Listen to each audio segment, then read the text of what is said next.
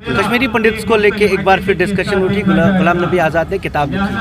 वो कह रहे हैं कि गाड़ियों में यहाँ से लेके गए और जगमोहन मोहन उस वक्त के जिम्मेदार हैं, हुकूमत कुछ नहीं कर पाई। तब अब क्या कहें, एक ऐसा आदमी जिसको इतना बड़ा स्थान मिला है देश में, वो ऐसी बात करें तो ये तो मुझे उसकी समझ पर बड़ी अफसोस हो रहा है कि भाई वो आदमी जो देश के एक ऊंचे पद पर रहा है, सब चीज़ें उन्होंने देश में ली है और उसके बाद ये इस प्रकार की बातें करता है या लिखता है, ये बदनसीबी है।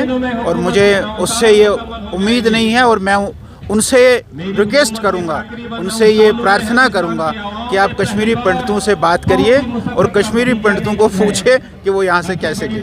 कांग्रेसी थे कहते हैं, तब कांग्रेसी थे इसलिए वो पदों पे थे, कांग्रेसी थे इसीलिए यहाँ से उनको भगाया गया या उनके खिलाफ मिलिटेंट थे? नहीं, कौन था कांग्रेसी? यहाँ तो कोई कश्मीरी पंडित बहुत बड़ा एक डीपी दर को छोड़कर ऐसा कोई नहीं था। यहाँ का कश्मीरी पंडित वो यहाँ के लोगों के साथ रहना चाहता था, लेकिन एक ऐसी सारे देश भर में या ऐसे हमारे पड़ोसियों ने इस प्रकार की एक साजिश बनाई कि उनको यहाँ से निकलना। अगली बार जम्मू कश्मीर से क्या उम्मीदें, खासतौर पे कश्मीर में क्या उम्मीदें हैं असेंबली इलेक्शन से? नहीं, ऐसा नहीं है। हम तो ये कहते हैं कि भाई हमको कर्म करना है, हम काम करना है और जो उसका फल है, उसका जो तबरुक है, वो तबरुक अल्लाह ताला देता है।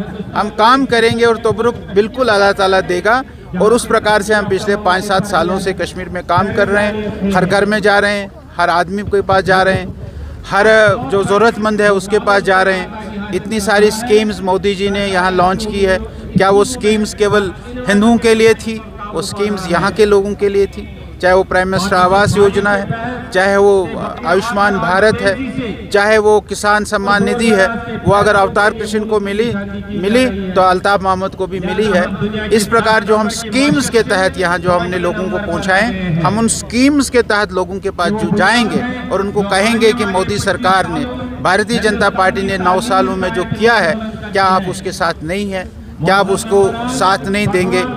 अभी पिछले दिनों में ही जब मन की बात थी, उसमें मोदी जी ने नदरू की बात की है और नदरू के लिए एफपीओ बना है और वो एफपीओ ने अपना नदरू सारे देश में नहीं तो विश्व में भी उसकी बिकी हुई है। वो ऐसे यूएई में वो नदरू बिका है।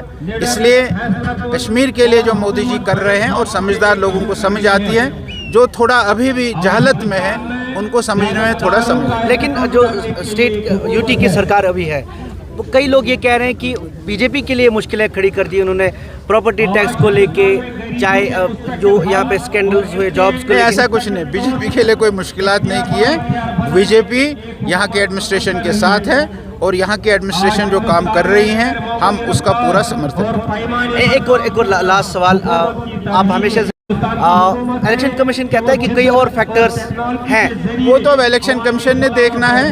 हमारा तो ये है कि हमारे कार्यकर्ता, हमारे वर्कर तैयार हैं, हम वही बात कह रहे हैं और बार बार उसी बात को करें। हालात भी बेहतर है, होम मिनिस्टर भी कहते हैं फिर इलेक्शंस में देरी हो जाएंगे, उसमें क्या बात है? आप देख लीजिए, आप बिल्कुल एकदम ऐसा मान के चले क्या इलेक्शन होंगे। मतलब चीफ इलेक्शन कमीशन जब यहाँ आएंगे तो आप फीडबैक यही देंगे? हम देंगे फीडबैक, जरूर देंगे।